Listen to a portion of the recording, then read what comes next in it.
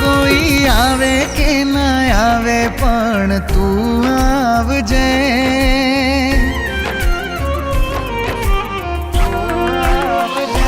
કોઈ આવે કે ના આવે પણ તું આવજે.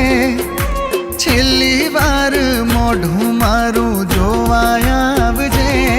મને મળવા ના આવે તો રોવા આવજે.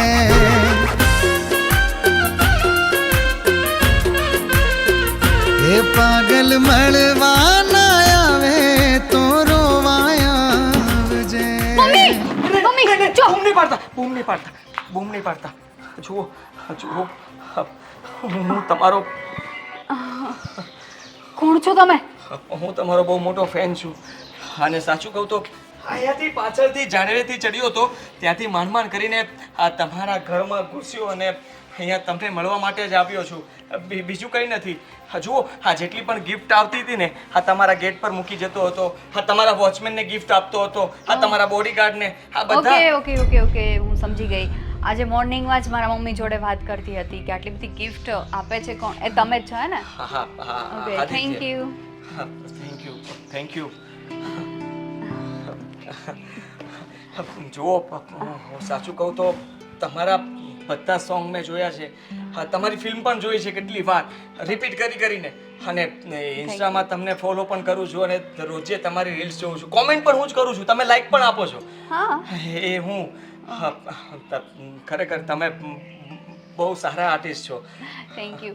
પણ તમે આવી રીતના કેમ અહીંયા આવ્યા? આ લોકો અંદર આવાજ નહોતા દેતા ગેટથી. હા કેટલી વાર મેં રિક્વેસ્ટ કરી હશે કે મારે એક સેલ્ફી પાડવી છે, એમની સાથે વાત કરવી છે, મળવું છે, હા મારે એક વાત પણ કરવી હતી, એટલે આ કોઈ અંદર જ નહોતું આવવા દેતું. તમે જ્યારે કહું ત્યારે કહે કે શૂટિંગમાં ગયા છે, બહાર છે, મીટિંગમાં છે, આ તે.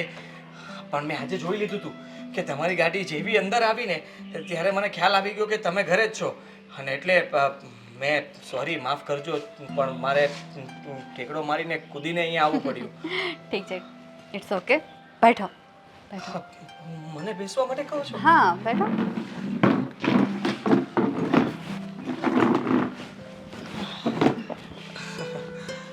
શું લેશો?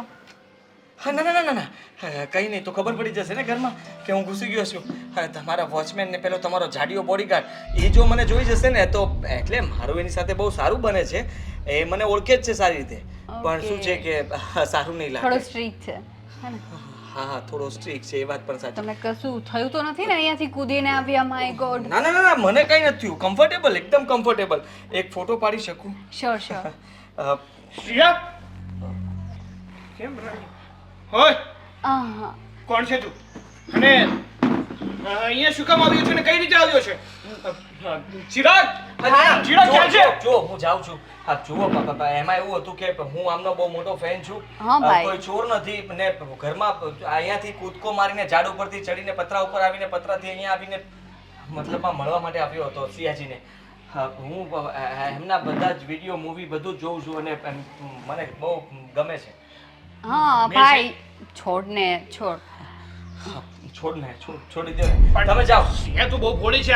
આવા લોકોને તું ઓળખતી નથી. હા છે તો આવા વાના કરીને આવે છે ને ન કરે નારાયણ ને જુઓ અહીંયા રે ને શું બાબા હે તને કોણે કીધું હતું અહીંયા આવવાનું? તને ખબર છે કે આવું કરવા બદલ તારી ઉપર કેસ પણ થઈ શકે છે? હે તું ફ્રેન્ડ છે તો શું થઈ ગયું? હે આમ ગમે ત્યારે ગમે ત્યાંથી લઈ અમારા ઘરમાં આવી જવાનું? ના જુઓ હું કેટલા સમયથી તમારા ઘરના ચક્કર મારતો હતો, હું ઘણી ઇવેન્ટમાં પણ આવ્યો છું તમને મળવા માટે, પણ ત્યારે એટલી ટ્રાફિક હોય છે કે મળી નહોતો શકતો. ઇટ્સ ઓકે ભાઈ, જવા દે ને. અરે બેન તું આવા લોકોને ઓળખતી નથી. આવા લોકો છે ને એક પછી એક ગુના કરતા જાય છે, અને ના કરે નારાયણે તારી સાથે કઈ કરી બેસા તો? અરે તને ખબર છે આજે તું આવ્યો, હા બીજાને કોઈને ખબર પડશે તો કાલે કોઈ બીજું આવશે. કોઈને નહીં આવતો, હું બહારથી કાઢી મૂકીશ. તમને શું લાગે છે સિયાજી સુધી કોઈ પહોંચી શકે એમ? અરે કોઈની તેવ જ નથી અહીંયા આવવા તો. બીજું તો શું, પણ હવે છે ને તું પણ નહીં પહોંચી શકે. હમણાં જ ફોન કરું છું પોલીસ. ના જો પ્લીઝ એવું નહીં કરતા. હું હવે આવી ભૂલ નહીં કરું. આવી ભૂલ ક્યાં હતો તું? આવી ભૂલ ક્યારેય નહીં કરું. હે ગાડી પાર્ક કરી. તને ખબર નથી પડતી કે ઘરમાં કોઈ વ્યક્તિ આવી જાય છે તો ત્યારે ધ્યાન રાખવાનું?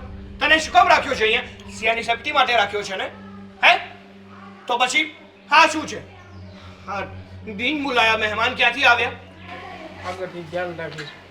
એકવાર તો આને પાછો વાળ્યો તો એ સમજો ને, હવે સમજાવો જોઈએ બરોબર. તારે જે કરવું પડે ને એ કરજો. આગળનું હું જોઈ લઈશ. પણ હા વ્યક્તિ પાછો અહીંયા ના દેખાવો જોઈએ. જા લઈ જા. જુઓ બોસ બોસ બોસ સિયાજી સિયાજી આપણે પછી ચિરાગ! મળીએ. સિયાજી બાય. લે તારો ફોન. શું થઈ ગયું એમાં? ભાઈને સેલ્ફી લેવી હતી તો આવી ગયો. અરે બેન તું છે ને હજુ આ દુનિયા ઓળખતી નથી. આ દુનિયાના લોકોને ઓળખતી નથી. આવા લોકો છે ને જે લોકો ફેમસ હોય ને એને હેરાન કરવા માટે પહોંચી જતા હોય. આ ફેન્સનું તો ખાલી નામ હોય, બાકી આ લોકો ફેન્સના નામ ઉપર તારી સાથે ગમે તે કરી શકે છે. એવું કઈ નહીં થાય ભાઈ. શું આટલું બધું ટેન્શન લઈ અરે છે? હું તારો ભાઈ છું અને તારી ચિંતા ના થાય મને. આગળથી ધ્યાન રાખજે અને આવું કોઈ આવે ને તો બોલાવી લેજે. આ વાતો કરવા ના લાગી જાતી. ઠીક છે, સારું ચાલ બેસ તું, ટેન્શન ના લે.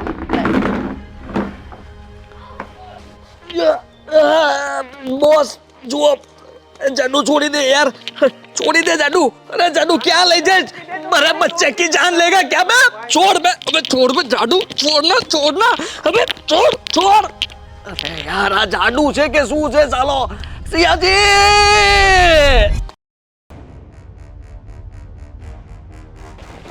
મને ચિંતા વધી ગઈ. આ શેનો દેખાડો હશે એટલો બધો? પાણી આપો ને મમ્મી. આપું છું. શું થયું? મગજ દુખી ગયું છે આજે તો. હાલે.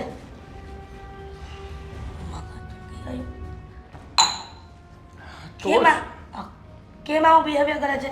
શું થયું? અને આ ગાર્ડન એરિયામાં કેમ આટલો દેખાડો હતો? શું થયું હતું ત્યાં? હવે એ જ તો મગજમારી છે મમ્મી. મગજમારી છે એમ કરે છે. અરે હું પણ- આવતી જ હતી ત્યાં બધું શાંત થઈ ગયું. વાત સાંભળશો હવે કે તમે પણ તમારું ચાલુ કરી દેશો? હા બોલ ને પણ. હા ગાર્ડન એરિયામાં કોઈ લફંગો ઘૂસી આવ્યો હતો. કોને ખબર ક્યાંથી આવ્યો હોય.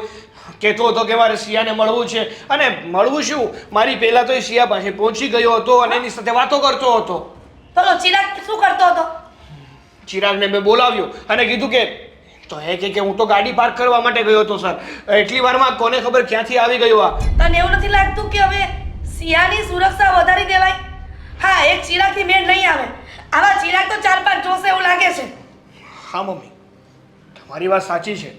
કારણ કે આ દીદી છે ને દિવસે ને દિવસે વધારે ફેમસ થતી જાય છે અને જેમ જેમ ફેમસ થતી જાય છે ને એમ એમ આવા લોકો વધારે પડતા જ આપણા ઘરમાં આવવા મળ્યા છે.